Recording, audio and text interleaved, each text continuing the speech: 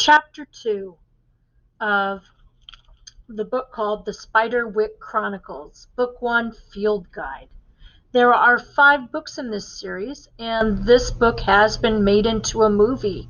You may want to look for it and watch it, and I have to tell you, the books are way better. Even though the movie is still good, books are way better. They give so much more detail. Okay, before I go on too much further, I wanted to show you a map. I love maps, as most people know. Just love maps.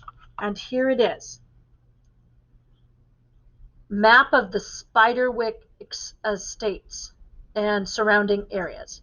So here is the Spiderwick Estate. Here it is, that house stacked one on top of each other. It says there's a bridge.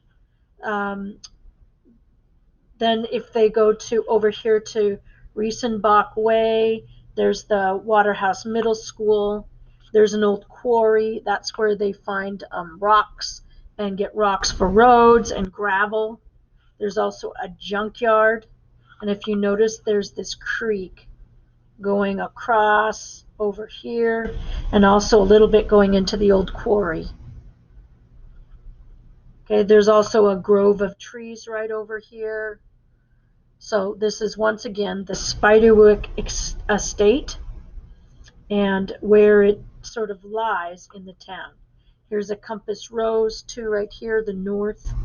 So south would be this way. I wonder what that little thing is. Gives you a little clue. Very interesting. Chapter 2, though, in which 2 walls are explored by vastly different methods. Once again, it says the creak startled him into jerking upright. I do not like waking up like that where you jerk upright. Oh, it's terrible. Here we go. Chapter 2. The leaks in the roof had made all but 3 of the upstairs bedroom floors dangerously rotten. Their mother got one, Mallory got another, and Jared and Simon were left to share the third. By the time they were done unpacking, the dressers and nightstand on Simon's side of the room were covered in glass tanks. A few were filled with fish. The rest were crammed with mice, lizards, and other animals that Simon had confined to mud-furnished cages. Their mother had told Simon he could bring everything but the mice. She thought they were disgusting because Simon had rescued them from a trap in Mrs. Levette's downstairs apartment. She pretended not to notice he brought them anyway. Jared tossed and turned on the lumpy mattress, pressing the pillow down over his head like he was smothering himself, but he couldn't sleep.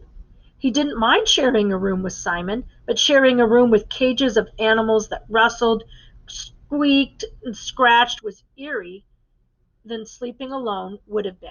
It made him think of the things in the walls. He'd shared a room with Simon and the critters in the city, but the animal noises had dimmed against the background of cars and sirens and people. Here everything was unfamiliar. The creak of hinges startled him into jerking upright.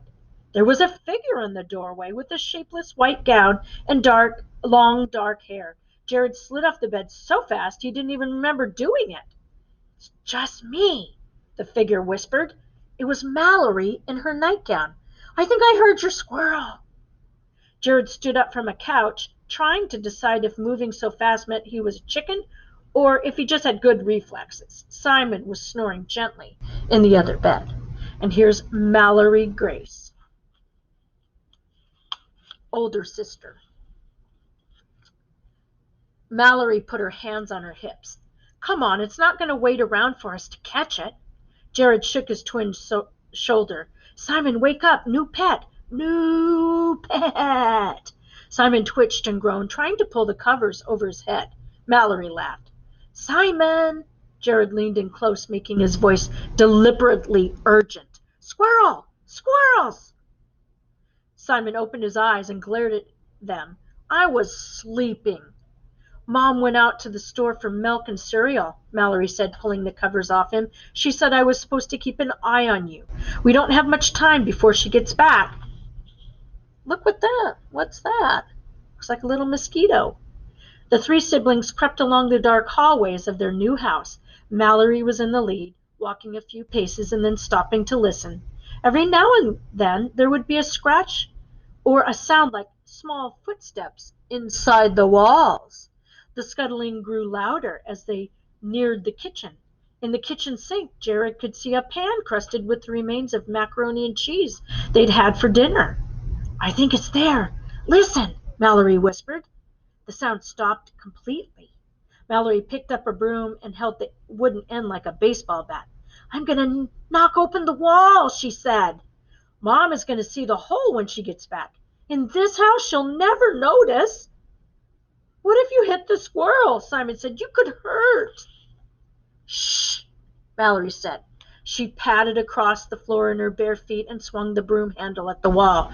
The blow broke through the plaster, scattering dust like flour. It settled in Mallory's hair, making her look even more ghostly. She reached into the hole and broke off a chunk of the wall. Jared stepped closer. He could feel the hair on his arms stand up. Torn strips of cloth that had been wadded up between the boards. As she snapped off more pieces, other things were revealed. The remains of curtains, bits of tattered silk and lace, straight pins poked into the wooden beams on the other side, making a strange upward snaking line. A doll's head lolled in one corner. Dead cockroaches were strung up like garlands. Tiny lead soldiers with melted hands and feet were scattered across the planks like a fallen army. And this is when Mallory said, I'm going to knock open the wall. I would have been like that behind my big sister, too. Take a look at inside the wall in the hole. Sort of creepy looking. Jagged pieces of mirror glittered from where they had been glued with ancient gum.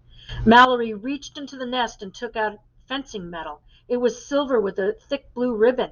This is mine! The squirrel must have stolen it, said Simon. No, this is too weird, Jared said. Diana Beckley had ferrets and they used to steal her Barbie dolls, Simon replied, and lots of animals like shiny things. But look! Jared pointed to the cockroaches. What ferret makes his own gross knickknacks? Let's pull this stuff out of here, Mallory said. Maybe if it doesn't have a nest, it'll be easier to keep out of the house. Jared hesitated. He didn't want to put his hand inside the wall and feel around. What if it was still in there and it bit him?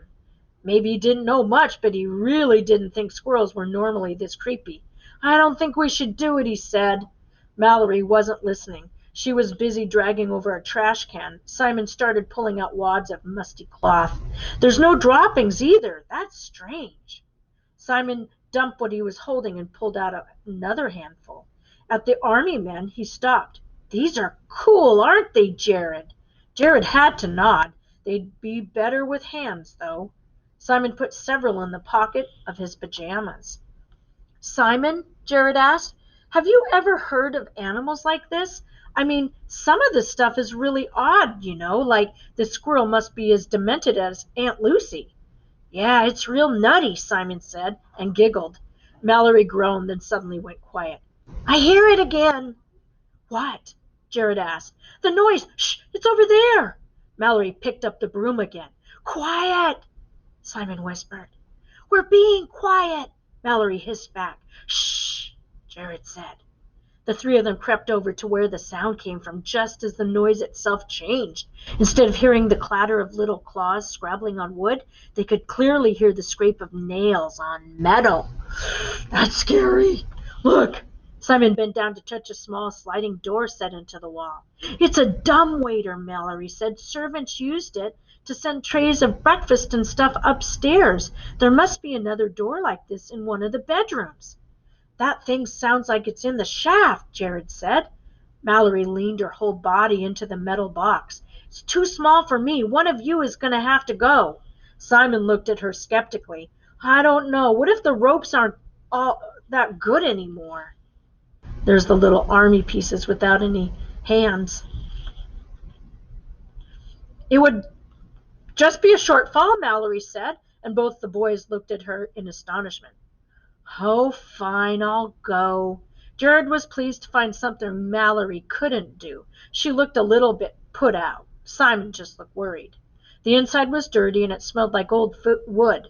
Jared folded his legs in and bent his head forward. He fit, but only barely.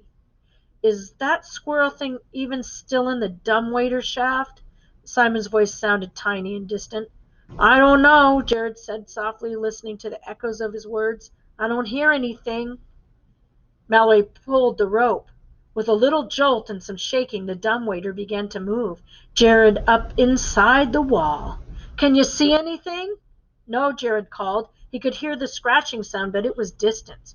It's completely black. Mallory winched the dumbwaiter back down. There's got to be a light around here somewhere. She opened a few drawers until she found the stub of a white candle and a mason jar. Turning a knob on the stove, she lit the wick off one of the gas burners, dripped hot wax into the jar, and pressed the candle against it to hold it in place. Here, Jared, hold this. Mallory, I don't even hear the thing anymore, said Simon. Maybe it's hiding, said Mallory, and yanked on the rope. Jared tried to tuck himself deeper into the dumbwaiter, but there was no room. He wanted to tell them that this was stupid and that he'd chickened out, but he said nothing. Instead, he let himself be raised into the darkness, holding the makeshift lantern. So there's the dumbwaiter. It's a little box that is run by a series of pulleys, and that's how they used to get the food up to upstairs without it getting cold, without them having to spill anything on the stairs. He let himself be raised into the darkness, holding the makeshift lantern. The metal box went up a few feet inside the wall. The light from the candle was a small halo, reflecting things erratically. The squirrel thing could have been right next to him, almost touching him, and he would not have noticed it. I don't see anything, he called down, but he wasn't sure if anyone heard him. The ascent was slow. Jared felt like he couldn't breathe. His knees were pressed up against his chest and his feet were cramping from being bent so long. He wondered if the candle was sucking up all the available oxygen. Then with a jerk, the dumbwaiter stopped. Something scraped against the metal box. It won't go any farther, Mallory called up the chute. Do you see anything? And this caption says, the dumbwaiter began to move.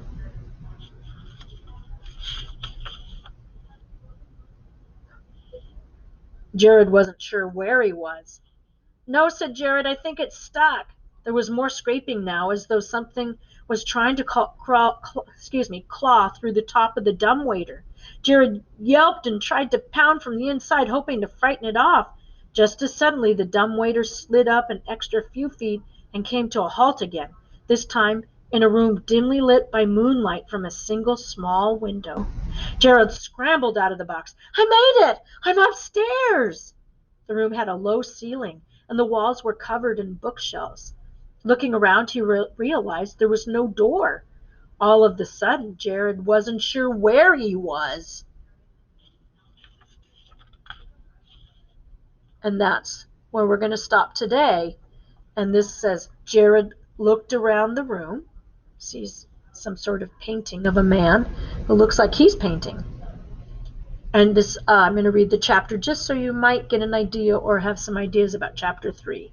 Chapter 3, in which there are many riddles. Oh, can't wait.